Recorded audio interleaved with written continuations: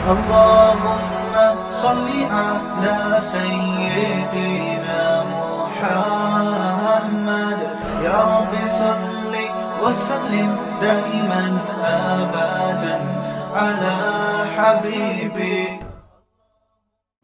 انسان جو ہے نا, ہماری باڈی یہ مینول نہیں ہے, آٹومیٹک ہے. تو یہ تو خود سے بن ہی نہیں سکتی. آپ کہیں گے بھئی آٹومیٹک کیسے ہے, مینول کیوں نہیں ہے؟ مینول میں سب کام خود کرنے پڑتے ہیں نا یار, پھر وہ بس سمجھ مسئلہ خراب ہونا شروع ہو جاتا ہے. دیکھو میں ایک آپ کو بڑی دلچسپ بات بتاتا ہوں. میں ایتھیس کی واٹ لگاتا رہتا ہوں, لگاتا رہوں گا. پہلے عاملوں کے خلاف آیا تھا, آج کل تھوڑا ہاتھ ہلکا رکھا ہوا ہے عاملوں پہ, کیونکہ اب لوگ خود اویئرنیس پیدا ہو گئی ہے الحمدللہ لوگوں. اب لوگ خود ہی ان کو سمجھاتے رہتے ہیں بس کچھ بھی نہیں ہوگا.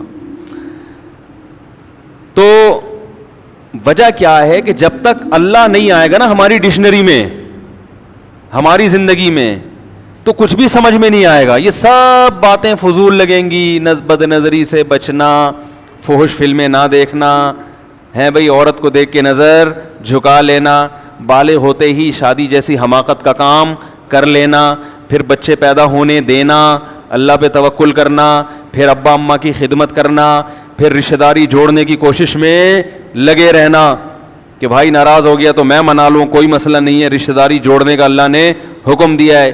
تو یہ سارے کام خدا کے کہنے سے کر رہے ہیں, خدا کے وجود پر ہی پوری طرح اطمینان نہیں ہوگا تو یہ سارے کام فضول لگیں گے. یہی وجہ ہے کہ لبرل لوگوں کو مولویوں سے زیادہ فضول دنیا میں کوئی نہیں لگتا. ہائے ہائے ہائے, کیسے سمجھائیں بھائی. جو لبرل لوگ ہیں نا, زیادہ پڑھے لکھے, انہوں نے ہر چیز پڑھی ہوئی ہوتی ہے, فزکس پڑھی, کیمسٹری پڑھی, معیشت پڑھی, پتہ نہیں کیا کیا پڑھ لیا, اللہ کو پڑھا ہی نہیں انہوں نے. تو ان کو فزیشین بھی سمجھ میں آ رہا ہوتا ہے, جو میڈیکل ڈاکٹر ہوتا ہے نا, جو ڈاکٹر ہوتا ہے میڈیکل, وہ ڈاکٹر بھی سمجھ میں آ رہا ہوتا ہے ان کو, ایک سائنٹسٹ بھی سمجھ میں آ رہا ہوتا ہے, ان کو مولوی سمجھ میں آ ہی نہیں رہا ہوتا. کہہ نہیں پتہ نہیں کس قسم کی باتیں کرتے ہیں, قبر کی اور آسمان کے اوپر کی اور جنت دوزخ, مریں گے. ابے بھائی تو زندہ ہے, پہلے اس کا تو حل کرو مسائل. اور ان کو بھی سمجھ میں نہیں آ رہا ہوتا, اور عام مسلمانوں کو بھی سمجھ میں نہیں آ رہا ہوتا, اسی وجہ سے کہ وہ اسی سے متاثر ہے. سارا دن یونیورسٹیوں میں اسی قسم کے لوگوں سے واسطہ پڑتا ہے آپ کا. اللہ رسول کی بات ختم. سارا دن پڑھاتے رہیں گے, دنیا پڑھاتے رہیں گے. ٹھیک ہے, دنیا کو کس نے منع کیا پڑھنے سے؟ جس نے دنیا بنائی ہے اس کو بھی تو پڑھو نا. اس کو کس طرح سے پڑھتے ہیں, قرآن کا کیا حال کیا ہوا ہے. اس کو بس وہ مردوں کے ایصال ثواب کے لیے پڑھا جا رہا ہے. یہ نازل ہوا تھا زندوں کے لیے ہیں. دیکھو جو مر گئے نا ان کے بارے میں قرآن کہہ رہا ہے تلک امۃ قد خلت. ابھی میں انسان کا بتاؤں گا, مینول ہے یہ آٹومیٹک, یہ میں نے مثال دی نا, بھول نہ جاؤں. جو مر گئے نا, مر گئے, ان کے بارے میں قرآن کہتا ہے تلک امۃ قد خلت, یہ قوم ہے جو گزر گئی, چھوڑ دو. دیکھو بنی اسرائیل کے واقعات اللہ نے قرآن میں سنائے. انہوں نے حضرت موسیٰ کو یوں ستایا, پھر ایسے کیا, پھر ایسے کیا. پھر اللہ نے ایک فرمایا کہ ایسا نہ ہو کہ کہیں یہ بنی اسرائیل میں الجھ کے رہ جائیں, اسی کو موضوع بحث بنا لیں. بنی اسرائیل ایسے تھے, انہوں نے موسیٰ علیہ السلام کو ستایا تھا, وہ گائے نہیں ذبح کی ان کمبختوں نے کوہ طور پہ موسیٰ علیہ السلام نے بلایا, اللہ کی آواز سن کے بھی کمبختوں نے انکار. ایسا نہ ہو ان کا ٹاپک یہی ہو. اس لیے اللہ نے فرمایا تلک امۃ قد خلت, ایک قوم تھی جو گزر گئی. ہم ان کے واقعات اس لیے نہیں سنا رہے ایک ہسٹری بیان کرنے کے لیے کہ تمہاری نالج میں اضافہ ہو. گزر گئی وہ قوم. لہا ما کسبت, جو کمانا تھا انہوں نے کما لیا. وَلَكُمْ مَا كَسَبْتُمْ, تم زندہ ہو. ہم تم سے خطاب کر رہے ہیں, تمہارے لیے یہ واقعات بیان کر رہے ہیں کہ تم جو کرو گے اس کا بدلہ تمہیں ملے گا. تو اس قوم سے عبرت حاصل کر کے اپنی لائف کو درست کرو. پتا چلا کہ قرآن مردوں کے لیے نہیں ہے, قرآن زندوں کے لیے. ایسا ہی ہے نا, تو زندہ آدمی کم بخت اس کو پڑھ ہی نہیں رہا. پڑھتا ہے تو وہ اختلافی مسائل میں یہ والی آیت سے فرقواریت ثابت ہو رہی ہے, یہ والی آیت سے, یہ جو اپنے مطلب کی آیتیں نا جن سے مطلب ان کا نکلتا بھی نہیں ہے, کھینچ تان کے ادھر لے کے جا رہے ہیں ان آیت. میں نے جمعے میں پورا بیان کیا نا کہ وہ قرآن کہتا ہے کہ انہوں نے مختلف فرقے بنا لیے ہیں, تو وہ میں نے آیت کو ڈیفائن کیا. وہ فرقوں کا یہ مطلب نہیں ہے جو یہ لوگ بیان کرتے ہیں, اس سے مراد ہے جو آپس میں لڑتے ہیں, لسانیت کی بیس پہ, قومیت کی بیس پہ. تو پڑھتے ہی نہیں ہے قرآن کو اس نیت سے کہ ہمارا ایمان تازہ ہو, اس نیت سے پڑھتے ہی نہیں ہیں. قرآن کو بالکل نیوٹرل ہو کے پڑھنا چاہیے, بالکل نیوٹرل ہو کے, پھر پتہ چلتا ہے کہ قرآن کیا کہہ رہا ہے. بعض لوگ کیا ہیں کہ ان پر ایک چیز مسلط ہو گئی تو وہ جب قرآن کا درس دیتے ہیں نا تو وہ گھما پھرا کے ہر چیز کو وہیں لا رہے ہوتے ہیں, وہ اپنے نظریات یعنی گویا قرآن پہ تھوپ رہے ہوتے ہیں, پھر وہیں سے اخذ کر کر کے آپ پہ فٹ کر رہے ہوتے ہیں. تفسیر ابن کثیر ہے, بڑی زبردست تفسیر, وہ پڑھا کریں. جس کا قرآن سمجھنے کا ارادہ ہو تو کیا پڑھیں, اردو ترجمہ بھی ملتا ہے, بڑی خاندانی تفسیر ہے. اردو میں بیان القرآن ہے مولانا اشرف علی تھانوی کی, لیکن اس کی اردو اتنی گاڑی ہے کہ وہ علماء کی سمجھ میں آتی ہے, عام آدمی کی سمجھ میں نہیں آئے گی. اور ابھی حضرت مفتی تقی عثمانی صاحب کی آسان تفسیر آئی ہے, وہ بھی بہت سادہ اور بہت انگلش میں بھی ہے اردو میں بھی ہے, وہ بہت صاف ستھری ٹو دا پوائنٹ بات ہوتی ہے. ورنہ تفاسیر بھی بڑی عجیب عجیب لکھی گئی ہیں الٹی سیدھی, اور اس میں جو لکھنے والا ہے وہ اپنے جو نظریات ہیں نا اس کو فروغ دینے کے لیے وہ ہر آیت کو اسی حساب سے گھسیٹ رہا ہوتا ہے. تو خیر میں عرض کر رہا تھا کہ اللہ تعالیٰ نے انسان, ہمارا جو سسٹم ہے نا آٹومیٹک ہے, مینول نہیں ہے. جیسے گاڑی ایک مینول ہوتی ہے اور ایک آٹومیٹک میں خود بخود گیئر لگ رہے ہوتے ہیں اسپیڈ کے حساب سے. جیسے آپ کی اسپیڈ 40 سے بڑھے گی, چوتھا پانچواں گیئر خود بخود لگ جائے گا. تو یہ زیادہ پیچیدہ ہے نا. ارے ایک ہے وہ ڈنڈے سے آپ گیئر کو آگے گھماؤ, پہلا گیئر, پھر آپ نے کڑک کر کے پیچھے کھینچا دوسرا, تیسرا, اس میں کبھی غلطی بھی ہوتی ہے انسان سے. پتہ چلا جی میں تو مینول گاڑی بہت چلائی ہے نا میں نے, تو میں تو بعض دفعہ چوتھے اور پانچویں میں زیادہ فرق نہیں پتہ چلتا انسان کو, تو بعض دفعہ احتیاطاً دوبارہ سے پانچواں لگا رہا ہوتا ہے آدمی, کہ ایسا تو نہیں ہے تیسرا ہو اور ہم اس کو پانچواں سمجھ رہے ہوں. ہوتا ہے نا بھائی, ایسا نہ ہو کہ یہ تیسرا ہو ہم اس کو کیا سمجھ رہے ہوں, گاڑی کی واٹ لگ جائے, تیسرے گیئر پہ ہم بھگا رہے ہیں گاڑی اتنی. بعض دفعہ پہلے اور تیسرے میں شبہ ہو جاتا ہے, اسپیڈ کم ہے آپ سمجھ رہے ہیں پہلا ہے حالانکہ وہ تیسرا ہوتا ہے, تو پھر انسان دوبارہ پہلا ہی لگا دیتا ہے. میرے ساتھ ایسا کہتے وہ پہلے میں لگا ہوا ہے, ہم نے دوبارہ پہلا, تو ہمارے ساتھ بیٹھے جو بندہ بیٹھا ہوتا ہے میرا ہاتھ پکڑ لیتا ہے, مجھ سے صاحب 3 دفعہ پہلا گیئر لگا چکے ہو آپ, صحیح ہے نا, 3 دفعہ پہلا گیئر, یہ گیئر ٹوٹ جائے گا. میں نے جب سب سے پہلے گاڑی خریدی نا FX تھی وہ, یہ بات ہوگی 2008 یا 9 کی, FX خریدی تھی. میری بائک چوری ہوئی, میں نے کہا میں بائک کے بجائے ڈائریکٹ گاڑی پہ آؤں گا, ہمت مرداں مدد خدا. ہم نے کہا ایسی کی تیسی گاڑی لیں گے. تو 40,000 کی FX خریدی قسطوں پہ, سوچو اس کا حال کیا ہوگا. ہم نے کہا تجربے کے لیے یہ ٹھیک ہے. 40,000 کی FX خریدی, 3,000 روپے ماہانہ قسط تھی اس کی. لیکن جنہوں نے دیکھا نا کہ اتنی سستی صرف 3,000, لیکن جب گاڑی دیکھ کے کہتے تھے تو کہتے تھے اتنی مہنگی. تو خیر بڑا دلچسپ قصہ ہے, ابھی سنانے کا نہیں ہے, موضوع رہ جائے گا. تو وہ ایسی تھی کہ اس کا میں ایک دفعہ گیئر لگایا تو دوبارہ لگایا تو وہ گیئر ہی میرے ہاتھ میں آ گیا. 2 دفعہ ایسے ہوا ہے کہ وہ میرے ہاتھ میں ہی آ گیا گیئر نا. تو میکینک کو بلایا, ہم نے کہا اس کو ایلفی سے جوڑو یار, کچھ کرو اس کا. تو جو مینول گاڑی ہوتی ہے اس کا سسٹم اتنا پیچیدہ نہیں ہوتا, کیونکہ آپ خود کنٹرول کر رہے ہوتے ہیں. آٹومیٹک میں آپ کو یہ ٹینشن نہیں لی جاتی. آٹومیٹک دیر سے ایجاد ہوئی ہے, اس میں محنت زیادہ ہے, اس کا سسٹم زیادہ پیچیدہ ہے, وہ خود سے وجود میں نہیں آ سکتی کہ گاڑی کو خود پتا ہو کہ اتنی اسپیڈ ہونی ہے تو میں نے خود ہی یوں کر کے گراری پہ گراری چڑھا دینی ہے. ایسا بہت مشکل ہوتا ہے. تبھی گاڑیاں ایجاد ہوئے ہوئے کتنے 100 سال سے زیادہ ہو گئے, آٹومیٹک سسٹم اب آیا ہے چند سال پہلے. ہم پرانی گاڑیاں دیکھتے ہیں تو اس میں نہیں ملتی ہیں آپ کو, پرانے ماڈل نہیں ملیں گے آپ کو. کتنی محنت کے بعد اب جا کے اتنی ترقی ہوئی ہے کہ یار.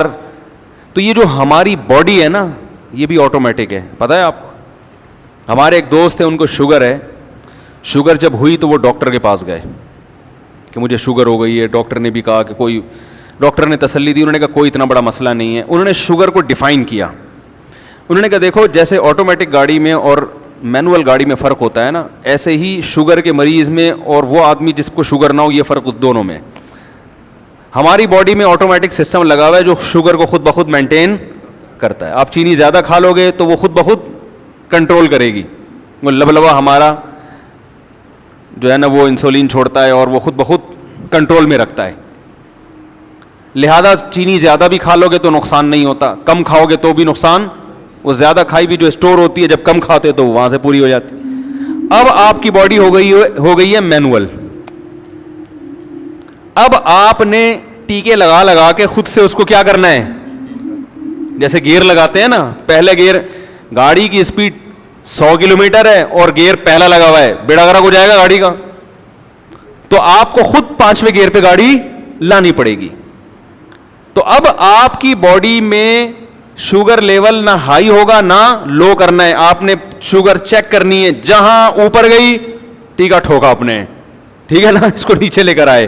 کم ہے چینی کھا کے اس کو, تو ہر وقت جیب میں چینی بھی رکھنی ہے اور وہ انجیکشن رکھنا ہے شوگر گرانے کا. سمجھ میں آ رہی بات؟ تو شوگر کے مریضوں کو دیکھو, ایک جیب میں چینی ہوتی ہے اور ایک جیب میں, جب گیئر بڑھانا ہے ٹھیک ہے نا, تو ادھر سے چینی کھائی, شوگر لیول ہائی کیا. کم کرنا ہے ٹیکا لگا کے اس کو, وہ 24 گھنٹے وہ یہی بیچارے کرتے رہتے ہیں کہ چیک کرتے رہتے ہیں. اسی حساب سے لڈو بھی کھاتے ہیں. وہ ہمارے رشتے دار ہیں پنجاب میں, ان کو شوگر ہے, تو وہ رسگلے کا ڈبہ لا کے رکھا, وہ ماشاء اللہ ٹھوک رہے ہیں. وہ انسولین ہوتی ہے نا جو لیتے ہیں. تو میں نے کہا یہ کیسے یار, ان کو تو شوگر. انہوں نے کہا بھائی تھوڑی سی مقدار بڑھا دوں گا انجیکشن میں نا, 2 لڈو زیادہ کھا لیے ہیں تو تھوڑی سی مقدار.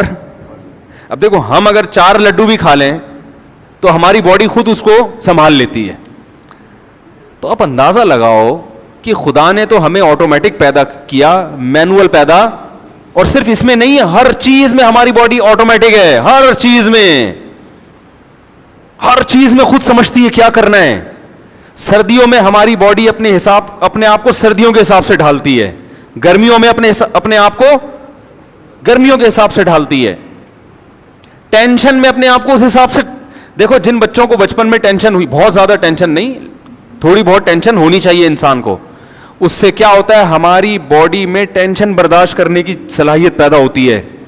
تبھی یہ جو ممی ڈیڈی والے بچے ہوتے ہیں نا برگر فیملیوں کے, یہ پاگل جلدی ہوتے ہیں. پتہ ہے آپ کو, یہ جب پریکٹیکل لائف میں آتے ہیں تو اسکول میں گئے تو وہاں پھڈے بازی شروع, تو انہوں نے کبھی گھر میں ابا سے پٹے ہی نہیں ہوتے, کبھی ٹینشن دیکھی نہیں ہوتی, کبھی کسی نے اونچی آواز سے ان سے بات نہیں کی ہوتی, ساری ہر کام ان کا وقت پہ ہو رہا ہوتا ہے. تو ذرا سی کہیں ٹینشن آئے یہ فوراً ڈپریشن کی طرف چلے جاتے ہیں, کیونکہ ان کی باڈی کو میں وہ صلاحیت ہی پیدا نہیں ہوئی غموں کو جھیلنے کی, ٹینشن کو. غریب کا بچہ دیکھو وہ ڈپریشن میں نہیں جاتا, غریب کا بچہ پٹ پٹ کے جوان ہوتا ہے گھر میں. ٹھیک ہے, ایک رضائی میں 10-10 بچے سو رہے ہوتے ہیں, انجوائے کرتے ہیں اسی کو, ہیں پھڈے ہوتے ہیں ان کے رات کے وقت نا رضائی پہ لحاف پہ, وہ انہی پھڈوں میں بالآخر جوان ہو جاتے ہیں. پھر ان کو کوئی نقصان بھی ہو پرواہ نہیں ہے بھائی, ہم نے تو اس سے بڑے بڑے نقصان تو بغیر رضائی کے سوئے ہیں سردیوں میں. تو اللہ تعالیٰ نے انسان کو ایسا بنایا. تبھی میں کہتا ہوں کہ لڑکوں کو لڑکوں میں رکھا کرو, تھوڑا سا پھڈے بازی بھی کرنے دیا کرو, بہت زیادہ چھوئی موئی نہ بناؤ. زندگی بڑی خطرناک گزرتی ہے انسان کی مستقبل میں, بہت آزمائشیں آتی ہیں. اتنا زیادہ چھوئی موئی بنا دینا اس کو, یہ اس کے لیے نقصان دہ ہے.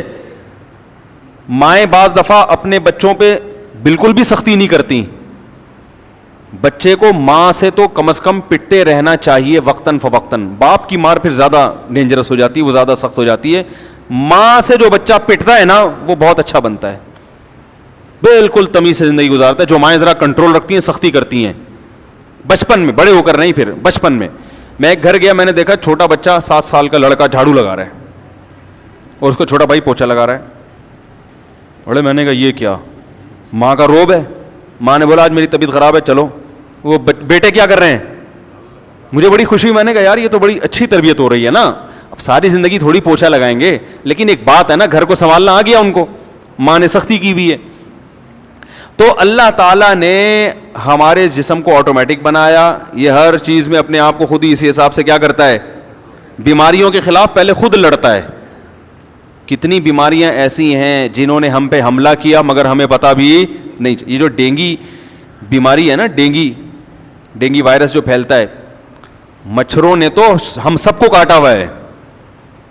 جو ڈینگی مچھر ہے, آپ کیا سمجھتے ہیں آپ کو نہیں کاٹا ہوگا اس نے؟ بہت سے لوگوں کو کاٹا ہے. بیمار 1% ہوتے ہیں, 99% کیا ہوتے ہیں, ان کی باڈی ری ایکٹ کرتی ہے, وہ دفاع میں لگ جاتی ہے. بالکل ایسا سسٹم ہے جیسے انڈین آرمی جیسے ہی بارڈر پہ جائے گی فوراً پاکستان آرمی بھی کی حرکت بھی تیز ہو جاتی ہے نا, بلکہ اس سے بھی زیادہ. وہاں سے کوئی جہاز آئے گا تو ہمارے ریڈار خود بخود سگنل دینا شروع کر دیں گے. بالکل اللہ نے ہماری باڈی کو ایسا بنایا. ادھر سے جراثیم حملہ کرتے ہیں, ان جراثیم سے فائٹ کرنے والے جراثیم خود گنے توپے لے کے پہنچ جاتے ہیں لڑائی کرنے کے لیے. حقیقت ہے یہ. اکثر جیت جاتے ہیں, کبھی کبھار ہار جاتے ہیں. میں نے ڈاکٹر ہارون یحییٰ کی ایک کتاب پڑھی, 15-20 سال ہو گئے, بڑی زبردست اس نے اس پر بحث کی تھی کہ کیسے ہماری باڈی کے جو جراثیم ہیں نا وہ حملہ کرتے ہیں ان جراثیم کے خلاف جو ہماری باڈی کے لیے نقصان دہ ہوتے ہیں. اس نے پوری فگر بنا کے پوری ایک رپورٹ لکھی تھی, بڑی دلچسپ. بالکل وہی منظر ہوتا ہے جو میدان جنگ میں ہوتا ہے. کون سے جراثیم نے جا کے فائٹ کرنی ہے وہ بھی باڈی کو پتا ہوتا ہے, یہ والے پھینکو, ٹھیک ہے نا, کیسے لڑنا ہے, کتنا لڑنا ہے. اتنی زبردست فائٹ ہوتی ہے. اور جیسے جب جیتی ہوئی قوم ایک دفعہ جب جیتتی ہے تو اس کا مورال بلند ہو جاتا ہے, پھر اکثر وہ جیتتی رہتی ہے. اور شکست خوردہ قوم کی مقدر میں پھر کیا ہوتی ہے, شکست. بالکل ایسا ہی ہے. جب ایک بیماری ہماری باڈی پہ حملہ کرے اور ہماری باڈی اس پہ قابو خود سے پالے, اینٹی بائیوٹک کے ذریعے خود سے قابو پایا اس نے, وہ بیماری پھر قیامت تک حملہ کرنے کے قابل نہیں رہتی. کیونکہ وہ جراثیم ایک دفعہ فائٹ کر کے اتنے پاورفل ہو چکے ہوتے ہیں کہ وہ کہتے ہیں, وہ آستین چڑھا کے بیٹھے رہتے ہیں, بولتے ہیں بھائی کوئی اور جراثیم آ جائے جو الگ ملک کی فوج آ جائے لڑنے کے لیے, اس ملک کی فوج اب دوبارہ ہم سے لڑنے کے قابل, وہ کوئی اور بیماری حملہ کر دے گی, یہ والی نہیں کرے گی حملہ. کتنی بھی ہیپاٹائٹس جن کو ہوتا ہے, باڈی پہ جب ہیپاٹائٹس کا حملہ ہوتا ہے نا تو ہیپاٹائٹس کے خلاف جو جراثیم ہے جب وہ فائٹ کرتے ہیں آپ کو پتہ بھی نہیں چلتا. وہ فائٹ کر کے اگر جیت جائیں تو قیامت تک آپ کو دوبارہ ہیپاٹائٹس, بولو بھائی, نہیں ہو, اور آپ کو پتہ بھی نہیں چلتا. میری ایک دفعہ میں نے واقعہ سنایا تھا نا, وہ انڈس ہاسپٹل میں نے بلڈ دیا کسی کو, کوئی مریض تھے وہ مانگ رہے تھے, میں نے بلڈ دے دیا. تو انڈس ہاسپٹل والے کیا کرتے ہیں, بلڈ جب آپ ان کو دیتے ہیں تو وہ پوری رپورٹ 12-15 ہزار کے ٹیسٹ بھی فری میں آپ کو کرا کے دے دیتے. تو انہوں نے میرا ٹیسٹ ویسٹ کرا کے سب کی رپورٹیں دے دی, مجھے نہیں دی. ہم فون کر رہے ہیں, بھائی ہماری بھی رپورٹیں دے دو. انہوں نے کہا بڑی کوئی ڈینجرس رپورٹ آئی ہے, کوئی خطرناک رپورٹ آئی ہے. تو ہم نے انا للہ و انا الیہ راجعون احتیاطاً, ہم نے کہا یہ بتا نہیں رہے شاید, تو بھائی سارے قرضے ورضے جو بھی جس کا لینا دینا ہے, جو بھی حساب کتاب ہے بھائی, اور تیار. ہم نے کہا یار یہ کچھ خطرناک رپورٹ آئی ہے جو یہ چھپا رہے ہیں کہ بھائی مفتی صاحب کہیں ڈر نہ جائیں یا کوئی پریشان نہ ہو جائیں, چھوٹے چھوٹے بچے ہیں. تو یہ سب چیزیں سوچ کے, کیونکہ رپورٹ دے نہیں رہے اور بتا رہے ہیں کہ یار کچھ مسئلہ ہے. تو خیر جی, ہم نے تو انا للہ و انا الیہ راجعون پڑھ لی. ہم نے کہا اب ظاہر ہے خیال آتا ہے یار تو پھر اپنے آپ کو تسلی بھی دے رہے ہیں, ہم مر جائیں گے نا, کیا ہو گیا, مر جائیں گے نا. اچھا پہلے پتہ چل گیا, توبہ استغفار اور جو ہے نا ایک آخری 4 شادیوں پہ زبردست بیان کر کے مر جاؤں گا, کوئی مسئلہ نہیں. ابھی تو ڈر ہوتا ہے, عورتیں پریشان ہوتی ہیں, لوگ ملامتیں کرتے ہیں, تو مر جائیں گے تو جو مرضی کرتے رہو بھائی تم. تو میں نے کہا کوئی مسئلہ نہیں, آخری بیان میرا غیرت کے تانے دوں گا, بے غیرت معذرت کے ساتھ کہ تمہیں شرم نہیں آتی یار, اتنا ہو گیا بولتے ہوئے اب تو میں نے کہا یہ کر گے اور روحانی عاملوں کی طبیعت سے دھو گے نا ان کو, جو میرے جن کو میں سمجھتا ہوں معاشرے کی ضرورت ہے. وہ خیر انہوں نے پھر رپورٹ دی. انہوں نے کہا بھائی مسئلہ یہ تھا کہ وہ یہی ہوا تھا کہ آپ پہ ہیپاٹائٹس کا حملہ ہوا تھا, لیکن وہ اللہ کا شکر ہے وہ آپ کی باڈی نے ہی وہ خود سے ایسی وہ چیزیں پیدا کی ہیں کہ وہ اس کو دبا دی. انہوں نے کہا اب آپ کو مبارک ہو, انشاءاللہ آپ پہ ہیپاٹائٹس کا حملہ کبھی بھی انشاءاللہ نہیں ہوگا, آپ کی باڈی میں دفاع اتنا پیدا ہو گیا ہے کہ وہ آپ پہ نہیں ہوگا انشاءاللہ. تو کہہ رہے وہ یہ تھا ذرا ہمیں اس میں دیر لگ رہی تھی اس لیے. اب دیکھو مجھے تو پتہ ہی نہیں کب حملہ ہوا ہے, جیسے آپ جب گاڑی کی اسپیڈ بڑھاتے ہو تو آپ کو نہیں پتا چلتا کہ چوتھا کب لگ رہا ہے اور پانچواں گیئر کب لگ رہا ہے, بلکہ اس میں پھر بھی تھوڑا سا اندازہ ہو رہا ہوتا ہے.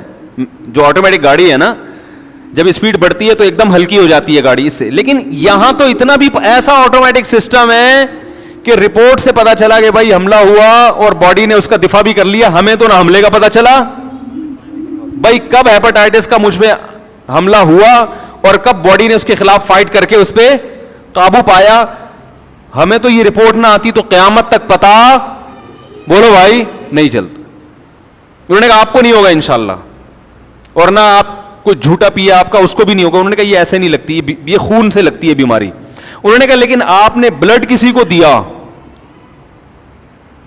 اور اس کی باڈی میں یہ جراثیم جائیں گے اور اس کی باڈی نے اگر فائٹ نہیں کر سکا تو اس کو ہو جائے گا, اس لیے آپ ساری زندگی کسی کو بلڈ نہیں دے سکتے, بس یہ پابندی ہے آپ پر, اور کوئی پابندی نہیں ہے. ہم نے کہا چلو عزت رہ گئی, ورنہ ہر دوسرے دن کو ایسا بلڈ چاہیے. نہیں دو تو لوگ بولتے ہیں کہ یار ادھر بیان کرتے ہیں انسانیت کی خدمت ہے, تو ایسے تو میرا بلڈ کوئی نہیں لے رہا, لیکن ویسے جو میرا بلڈ چوستے ہیں نا لوگ, وہ بالٹیاں بھر بھر کے. ابھی ایسے ہی عصر کے بعد ایک صاحب آئے ملنے کے لیے, وہ گئے ہیں, دوسرے آگے بیٹھ گئے, وہ ابھی گئے نہیں ہے, تیسرے آگے بیٹھ گئے.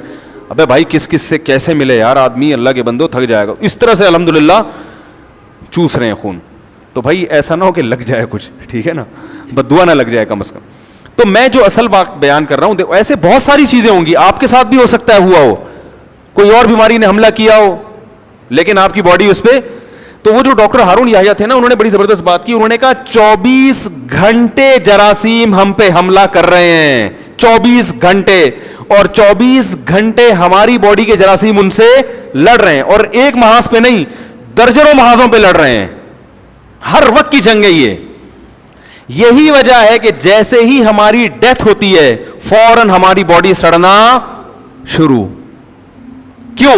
اس لیے کہ اب جب باہر کے جراثیم حملہ کرتے ہیں تو اندر کے جراثیم حملہ کرنے کے قابل نہیں رہتے. 24 گھنٹے میں لاش سے سڑی ہوئی بدبو آنا شروع ہو جاتی ہے.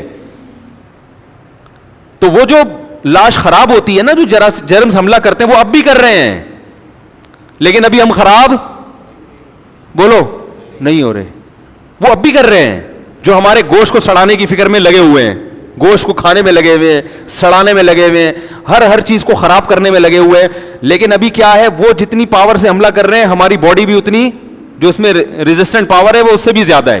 وہ ہماری باڈی کے جراثیم توپیں لے کے مقابلہ. جس دن ہم مرے تو ہمارے جراثیم بھی ہمارے ساتھ ان کی توپوں سے بھی وہ بھی مر گئیں. تو دیکھو 24 گھنٹے نہیں لگتے سڑنے میں انسان. 24 گھنٹے میں اللہ بتاتے ہیں یہ ہے تو اصل تو تیری اوقات یہ. تو میں نے اندر جراثیم ڈالے ہوئے تھے فائٹ کرنے کے لیے, ان کو بارود دیا ہوا تھا, دھاڑ دھاڑ آپس میں کیا ہو رہی تھی, فائرنگ ہو رہی تھی. جیسے اللہ نہ کرے ابھی 1000 کلومیٹر پہ آرمی ہے, وہ اگر بارڈر چھوڑ دے تو کتنا ٹائم لگے گا انڈیا کو گھسنے میں. 24 گھنٹے میں ملک کا بیڑا, ایسا ہی ہے نا, بیڑا غرق ہو جائے گا ملک کا. تو ہر وقت کی فائٹ ہو رہی ہے, ہمیں نہیں پتا ہے. بارڈر پہ سب کچھ ہر وقت وہ ادھر روک کے رکھے ہیں انہوں نے, ادھر ہمارے والوں کو روکا ہوا ہے. بالکل ایسے ہی. اور وہ تو مینوئل ہے, آٹومیٹک نہیں ہے, وہاں تو باقاعدہ فوجیں بھیجی جاتی ہیں, بٹھایا جاتا ہے. اندر کا سسٹم اللہ نے بنا کے سافٹ ویئر ڈال دیے ہیں, آٹومیٹیکلی کام کر رہے ہیں, پتہ ہی نہیں چلتا. ادھر سے فلاں چھینکا, اس کے جراثیم گئے, ادھر سے ہماری باڈی نے اس کو باہر نکال دیا یا مار دیا, جان سے مار دیا اس کو. ایسا خاندانی سسٹم اللہ نے بنایا ہے. اور یہ بھی عجیب بات میں آپ کو بتاؤں, دیکھو آپ نے دیکھا ہوگا کچھ لوگ بہت اچھا کھاتے ہیں, شکل پھر بھی اچھی نہیں ہوتی, معذرت کے ساتھ ہیں, کیا خیال ہے؟ کچھ بہت خراب کھا رہے ہوتے ہیں پھر بھی بہت, بال بڑے گھنے ہوں گے ان کے, چمک رہے ہوں گے. یہ بھی اس لیے کہ ہماری باڈی آٹومیٹک سسٹم ہے اس کا, وہ مینوئل نہیں ہے. بالوں میں گندھک ہوتی ہے, سلفر ہوتا ہے. تو اب آپ نے بالوں کو خوبصورت بنانا ہے, فش میں ہوتا ہے نا یہ, تو فش آپ نے کھانا شروع کی, کیا سب کے بال خوبصورت ہو جاتے ہیں؟ تھوڑا سا فرق پڑے گا, زیادہ نہیں پڑتا.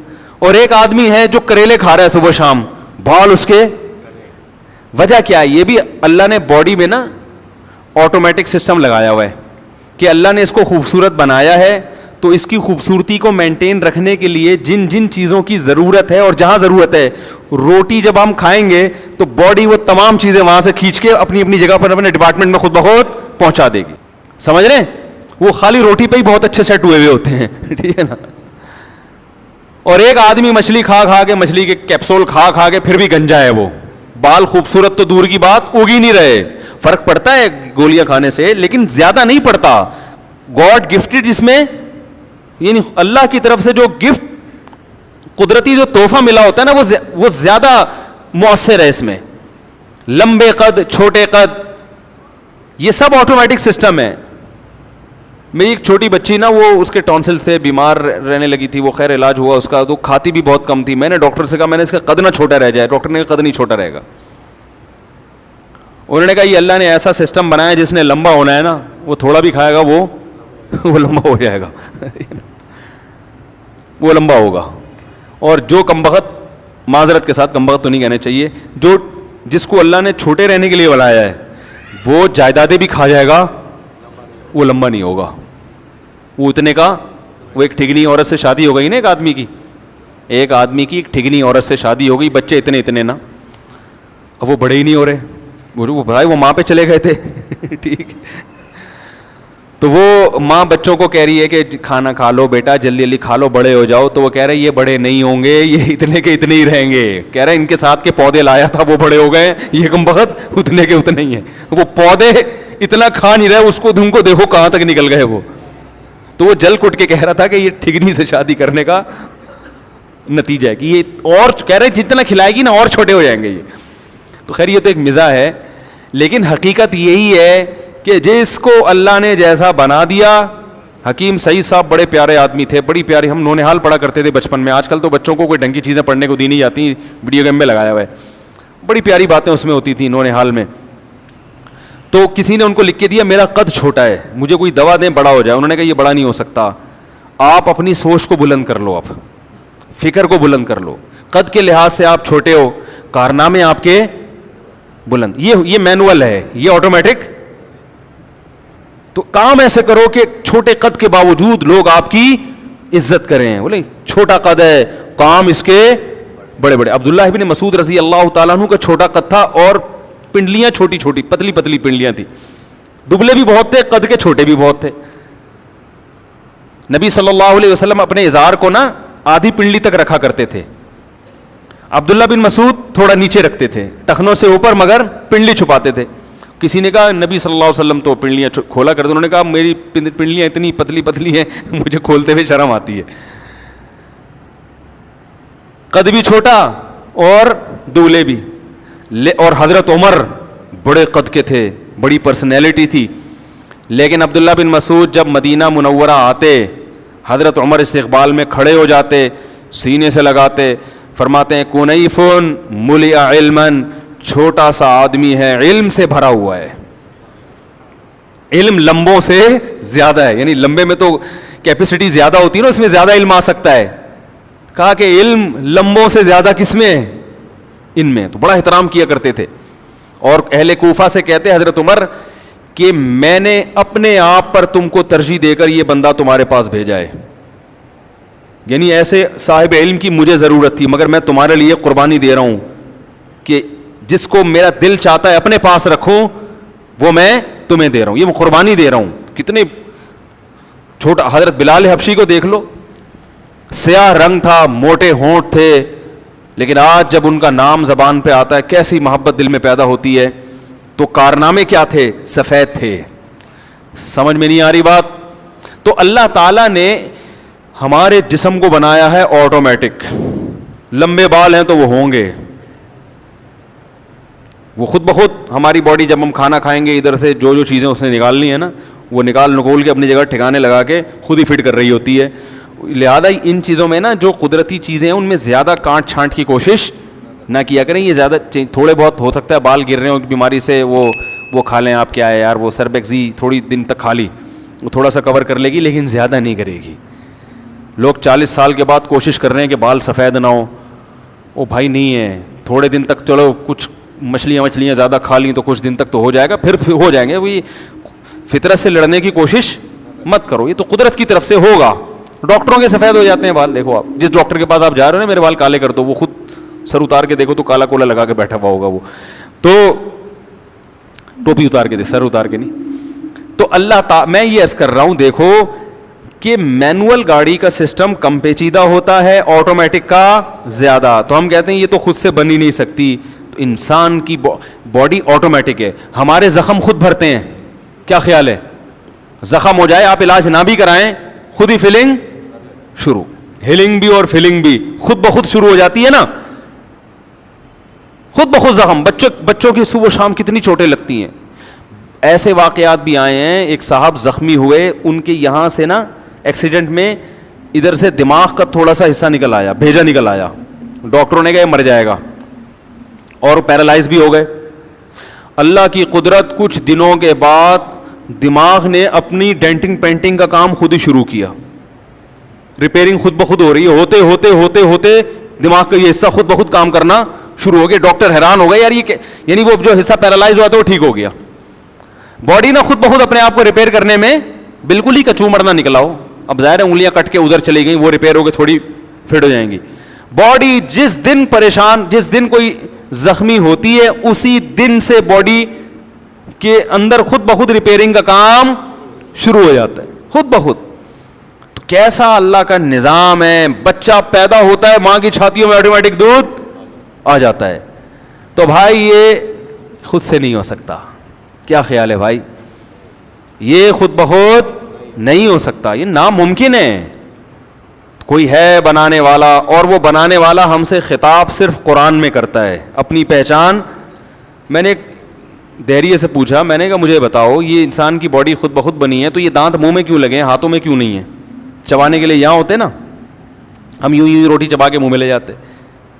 یہ یہیں کیوں اگ گئے؟ اس لیے کہ کھانے کا عمل زبان سے شروع ہوتا ہے نا, یہی اللہ نے چبانے کے لیے دانت بھی پیدا کر دیے, اور کیسے ترتیب سے جوڑ دیے اس کو. زبان ان کے درمیان میں نہیں پھنستی, حالانکہ زبان اور زبان کی فٹنگ دیکھو دانتوں کے درمیان میں کیسے ہے. بولتی ہے تو کیسے گھومتی رہتی, لیکن دانتوں کے بیچ میں نہیں آ رہی وہ. بھائی تھوڑی سی لمبی ہوتی تو دانتوں کے بیچ میں, تھوڑی سی چھوٹی ہوتی تو تے نکالنے میں مشکل ہوتا. سے تے یہ الفاظ تو نکلتے ہی نہیں نا. کیسی زبردست زبان کی فٹنگ کی ہے, پورے دانتوں کے بیچ میں اس کو فٹ کر دیا, چاروں طرف دانت. لیکن جب ہم چباتے ہیں تو کبھی غلطی سے چب جائے تو الگ بات ہے, لیکن نارملی ہماری زبان دانتوں کے نیچے نہیں دبتی. تو یہ زبان یہاں کیوں فٹ کی ہوئی ہے بھائی؟ اس لیے کہ یہاں زبان سے لعاب خارج ہوگا, تھوک خارج ہوگا, جو ہماری جو لقمے کو ہضم کرنے میں مدد دے گا, اور یہی چبانے کا پروسیس ہوگا. چبانے کا پروسیس اگر باہر ہوتا تو پھر کھانا اس طرح سے ہضم نہیں ہوتا. او بھائی یہ خود بخود نہیں ہو رہا, اور ایک پورا سسٹم ہے ادھر نگلتا. دیکھو سانس کی نالی اور خوراک کی نالی بالکل ساتھ ساتھ ہیں. سانس لیتے ہیں تو وہ خوراک کی نالی میں نہیں جا رہا, اور روٹی کھاتے ہیں تو وہ سانس کی نالی میں نہیں جا رہی, بالکل اپنی جگہ پر, حالانکہ دونوں بالکل ساتھ ساتھ چپکے ہوئے ہیں. جیسے ہی ہم کھانا کھاتے ہیں الٹے بھی ہو جاتے ہیں تو کھانا نکلتا نہیں ہے. بھائی یہ پائپ ہے تو الٹا ہو کے نکلو نا, وہ ڈھکن خود بخود لگا دیا ہے اللہ تعالیٰ نے. آٹومیٹک سسٹم ہے, ادھر روٹی گئی, ادھر میدے کا منہ اوپر سے بند. وہ صرف جانے کے لیے کھلا ہوا, واپسی کے لیے نہیں کھلا ہوا وہ. ورنہ ہم جب الٹے ہوتے تو سب چیزیں باہر, اور کوئی بھی کسی کا الٹا ہو سکتا ہے. کیا خیال ہے بھائی؟ آپ کھانا کھایا, بچہ تو کھاتے ہیں اور کلا بازیاں کھا رہے ہوتے ہیں, تو پتہ چلا کلا بازیاں کھائیں وہ سارا منہ سے باہر. ایسا نہیں ہوتا, ایک نظام بنا دیا. تو بھائی یہ خود بخود نہیں ہو سکتا. اسی کو اللہ فرما رہے ہیں پرندوں کی مثال دینے, اولم یروا الی الطیر, دیکھتے نہیں ان پرندوں کی طرف, صافات ویقبضن. پھر آگے اللہ کو جوش آیا, اللہ نے فرمایا افمن یمشی مکبا علی وجہہ, بھلا بتاؤ جو الٹے منہ الٹے راستے پہ چل رہا ہو وہ زیادہ صحیح ہے جو ان آیات اور ان دلائل کو دیکھ کر اپنا راستہ سیدھا کر لے. جسے بتایا جا رہا ہو کہ تیری منزل وہ ہے, وہ دیکھ سامنے وہ تیرا گھر ہے, وہ تیرے ابا کھڑے ہوئے ہیں, وہ تیرے اماں کھڑی ہوئی ہیں, وہ انتظار کر رہی ہیں, وہ تیرا گھر ہے, پیچھے جو ہے نا کھائی ہے گہری, نہیں جا. تو دلائل سے سمجھا دیا, وہ پھر بھی کہہ رہے ہیں میں پیچھے ہی جاؤں گا, اور پاؤں سے چل کے نہیں الٹا ہو کے جاؤں گا. تو اللہ فرماتے ہیں اس سے بڑا بیوقوف دنیا میں کون ہو سکتا ہے؟ تو ہم یہی بیوقوفی والے کام کر رہے ہیں کہ اللہ اور اس کے رسول کا سیدھا راستہ چھوڑ کر گوروں کے پیچھے چل رہے ہیں, اور دلیل یہ دیتے ہیں کہ انہوں نے سوئی بنائی, انہوں نے جہاز بنایا, انہوں نے راکٹ بنایا. ابھی میرا ایک بیان گیا تو کسی نے, میں نے کہا نا انگریز زیادہ اچھے یا ہم اچھے, وہ سنا ہے آپ لوگوں نے؟ ارے لوگ کہتے ہیں انگریز بہت اچھے, تو میں نے کہا اتنے اچھے ہیں تو وہ انگریز آپ کے گھر جب آئے بیٹی کا رشتہ لینے کے لیے, انگریزوں کی مثال دے رہا ہوں کہ کوئی بندہ آپ کے گھر آئے بچی کا رشتہ لینے کے لیے اور اپنی خصوصیات بیان کر رہا ہو, اس کا ابا اس کی خصوصیات بیان کر رہا ہو کہ یہ ماشاءاللہ لڑکوں کا بھی شوقین ہے اور لڑکیاں بھی صبح شام ان کا بھی شوقین ہے, پینے پلانے سے شغف بھی رکھتا ہے, اور 60 سال کے جب ابا ہو جائیں گے تو ان کو اولڈ ہوم میں جمع کرا دے گا ہیں. اور ایک بات آخر میں کہ کنفرم نہیں ہے کہ میرا ہے بھی کہ نہیں ہے, ڈی این اے سے پکڑا گیا تھا, صحیح ہے نا. تو میں نے کہا, اور لیکن پھر آگے تعریفیں شروع کرتے, لیکن اس کی خاصیت ہے کہ گیس کا بل ٹائم پہ جمع کراتا ہے, آفس میں کبھی لیٹ, ملک سے محبت کرتا ہے, کبھی کوئی کرپشن میں پکڑا نہیں ہے, صفائی پسند ہے, کبھی آپ کو گھر جا کے دیکھو تو صاف ستھری, گٹر نہیں ابل رہے اس کی گلی میں, تو آپ بولو گے بھائی یہ لیکن کہہ کے میرا مذاق مت اڑاؤ. تو میں نے اچھی طرح, میں نے کہا غیر مسلموں کی جو خاصیتیں ہیں نا وہ کوئی اتنی بڑی نہیں ہے اللہ کی نظر میں, ہم اتنے میلے ہو کے بھی ان سے بہت, اور ہم اوپر سے میلے ہوتے ہیں اندر سے تو ہوتے بھی نہیں, اندر سے ہم ان سے زیادہ صاف ستھرے ہوتے ہیں, ٹھیک ہے نا. نہیں یقین ہے کبھی کسی گورے سے بولو ذرا معذرت کے ساتھ, ورنہ قمیض اتار کے اگر چیک کر لو نا تو وہ اتنے نیٹ کے لیے نہیں نکلے گا, نکل بھی سکتا ہے, کچھ نہاتے بھی ہیں. تو